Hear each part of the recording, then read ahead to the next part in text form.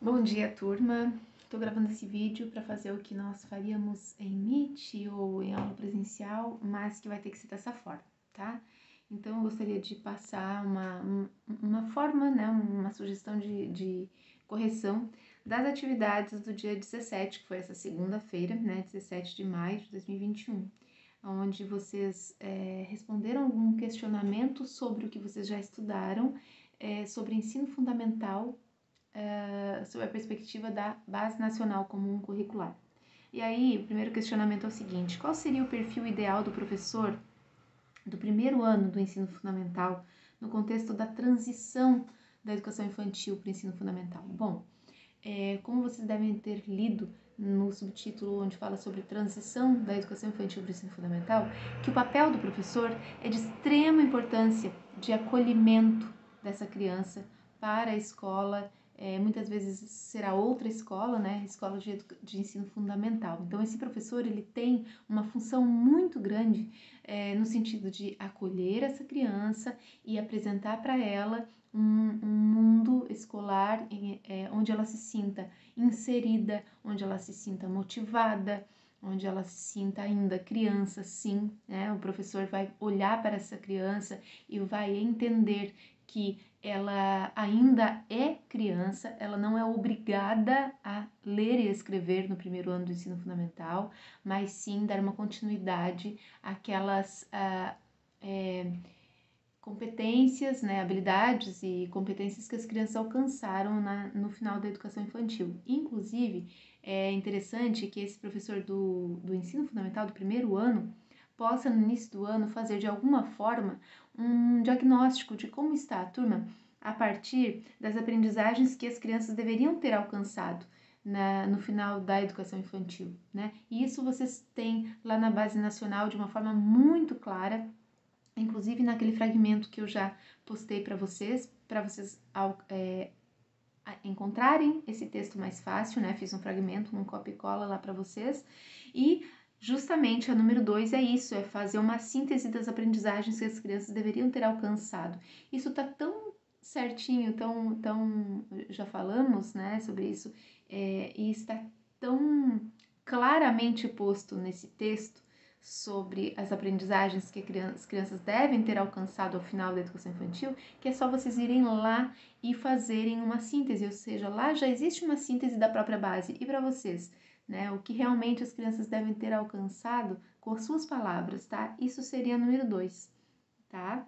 A número 3, qual é o perfil dos alunos do ensino fundamental? Vejam que nessa pergunta eu coloco o ensino fundamental, que vai do primeiro ao nono ano. E lá na base, vocês darão aula no ensino fundamental do primeiro ao quinto, mas eu estou perguntando qual é o perfil do aluno do ensino fundamental, porque a gente tem que ter essa visão ampla, né? E lá na Base Nacional fica muito claro. Eu quero que vocês leiam lá realmente para entenderem que nós vamos estar lidando com alunos que saem da fase tida como infantil e vão até a pré-adolescência, até o quinto ano, e vão entrar na adolescência lá nos anos finais também.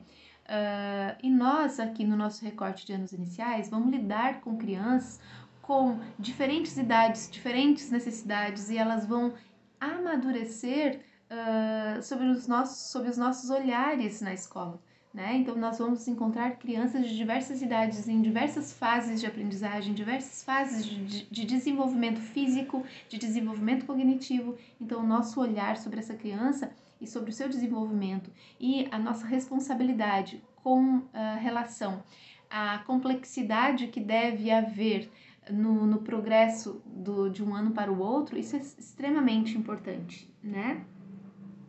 Qual o papel da escola frente à cultura digital no contexto do ensino fundamental? Nossa, a Base Nacional fala isso de uma forma muito interessante. Ela vai falar sobre, nós estamos numa era tecnológica, digital, em que as crianças já nascem sabendo, parece, né? E os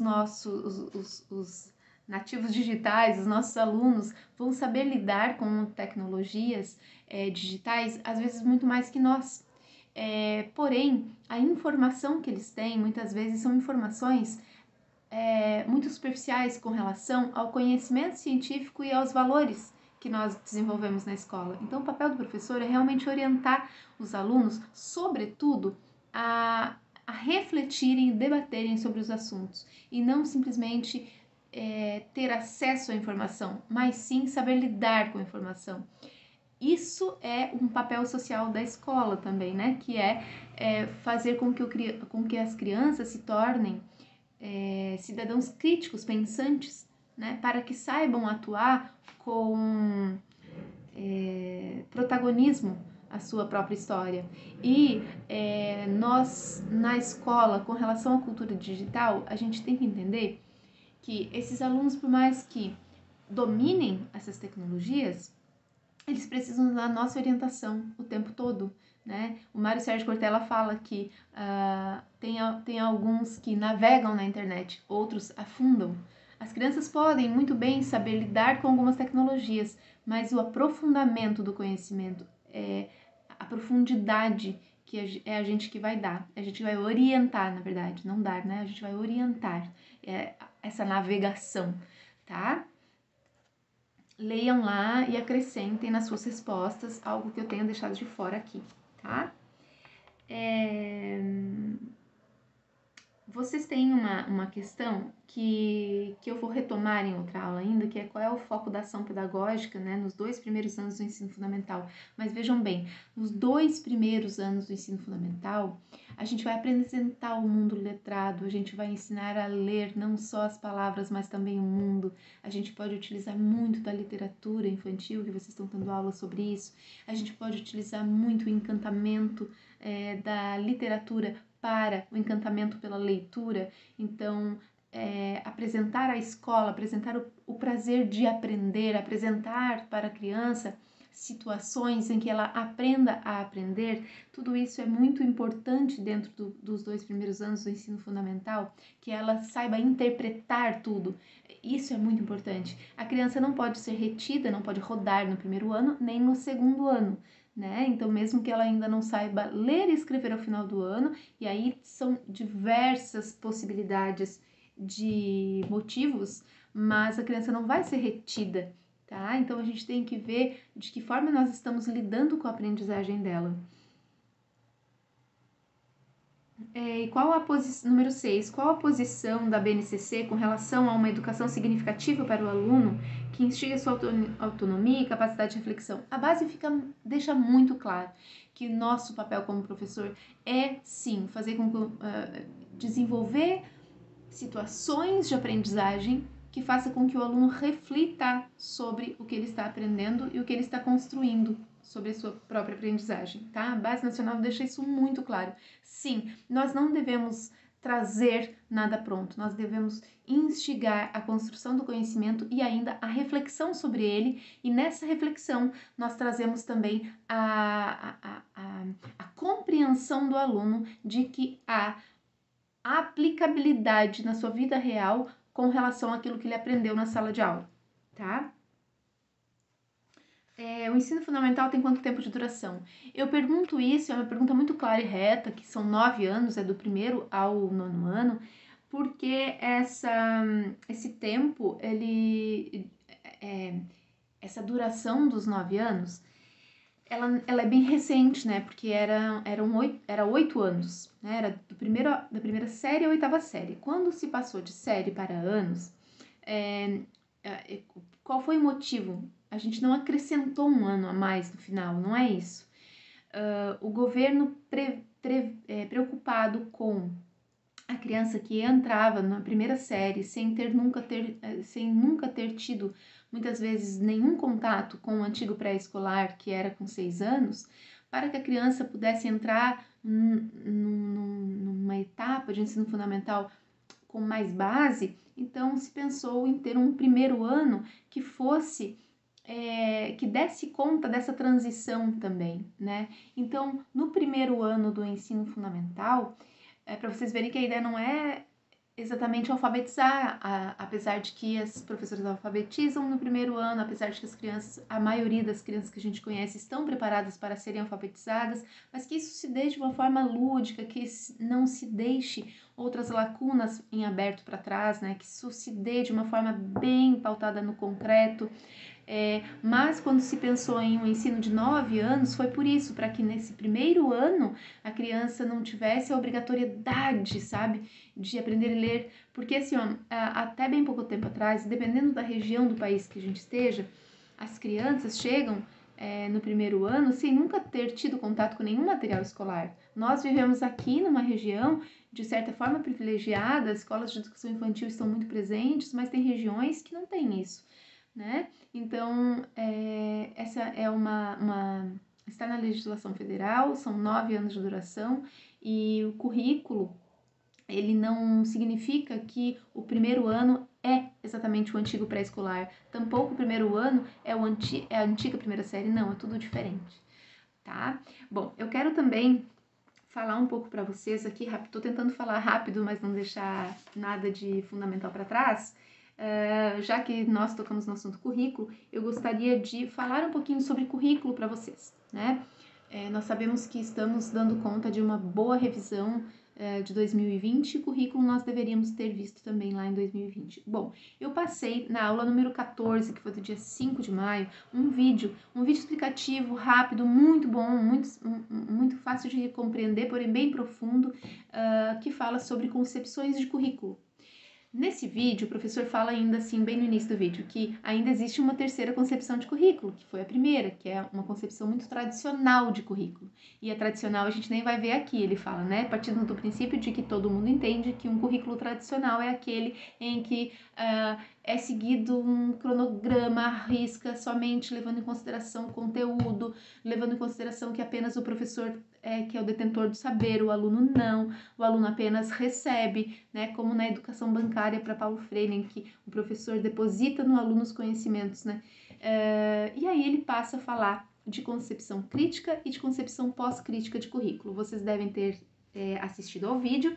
Hoje, dia 19, até passei duas perguntinhas para vocês responderem, 2 questionamentos para vocês responderem sobre esse vídeo, né, mas lembrando que numa concepção crítica de currículo, a gente questiona algumas questões que não fazem sentido dentro da área do ensino e da aprendizagem, e a gente leva em consideração autores que têm uma visão mais crítica da sociedade. E já na visão pós-crítica, a gente vem com outras situações como o respeito às diversidades, o respeito aos segmentos da sociedade que não tinham voz dentro da escola, e a gente passa a questionar até mesmo os pensadores que são críticos. Então, são duas visões diferentes que, embora dialoguem, e que eu quero que vocês assistam o vídeo para compreender isso, né?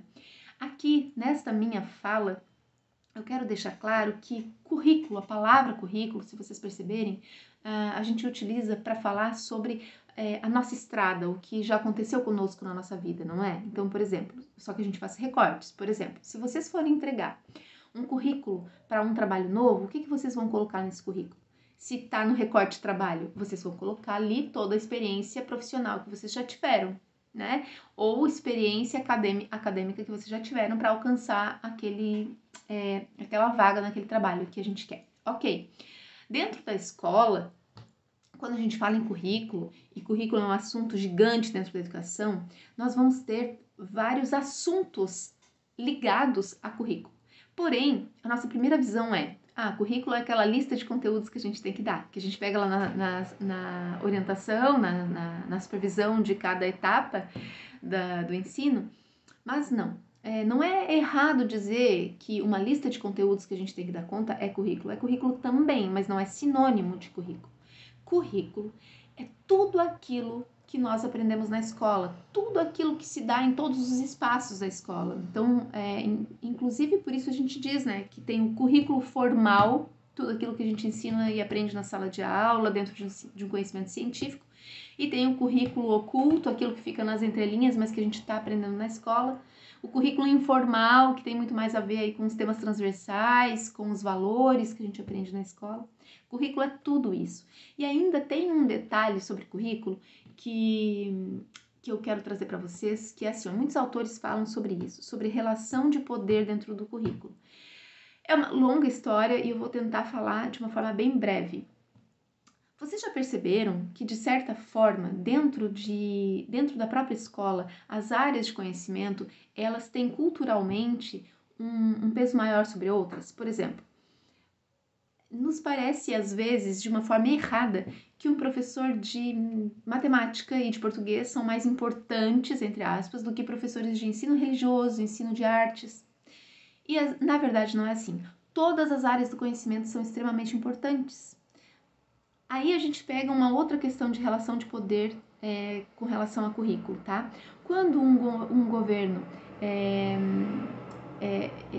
lança aí quais são os conhecimentos, as habilidades, as competências que as escolas têm que dar conta com as suas crianças, sempre, historicamente falando, sempre essas nações pensaram em que tipo de cidadãos elas querem para a sua sociedade, como elas querem que a sociedade seja, continue como está ou que mude. Isso tem muito a ver com o que a gente pega lá na lista do que precisa ser feito na escola, tá? Isso é uma longa história, mas já deu para ter uma noção, né? Hoje, né, desde 2017, mas efetivamente desde 2020, nós temos a base nacional, que é mais democrática, né? Mas que ainda assim a gente vê algumas relações de poder ali um pouco questionáveis e que a gente, como professores, a gente tem que estar questionando sempre mesmo. Porém, a base esteja muito bem escrita e tenha, especialmente na parte de introdução a cada etapa ali, seja da educação infantil, ensino fundamental ou cada área de conhecimento, falando sobre essa questão de incentivar a reflexão, de incentivar uma visão crítica, ok, mas até bem pouco tempo atrás, não. E mesmo assim, mesmo hoje com a base, a gente tem que ter esse cuidado, que as relações de poder estão muito ligadas ao currículo. Então, aquilo que um governo gostaria que a criança, que uma pessoa saia da escola sabendo, vai passar pelo currículo nacional, tá? Então, eu deixo aqui a pulguinha atrás da orelha para vocês refletirem sobre isso. Tá bom? Então, assim, ó, deixei vários recados na aula de hoje, 19 de maio, que são: dia 24 de maio, às 8 horas, teremos o Meet com a professora Márcia Lobler sobre educação especial e educação inclusiva, que seria um tema que eu iria abordar aqui, mas eu vou deixar para ela falar com muito mais propriedade. E não vai cair em avaliação para nós no sentido reto, assim, uma avaliação sobre... Não, vai cair, mas de uma forma diluída com outros conhecimentos. Tá. E no dia 26 de maio teremos então uma avaliação valendo 6 pontos do trimestre, tá? Que vai cair então especialmente ensino fundamental, aí também a questão da educação inclusiva e currículo, tá? E deixei 2 questões ali para vocês responderem na aula de hoje, tá bom? Um beijo, até mais!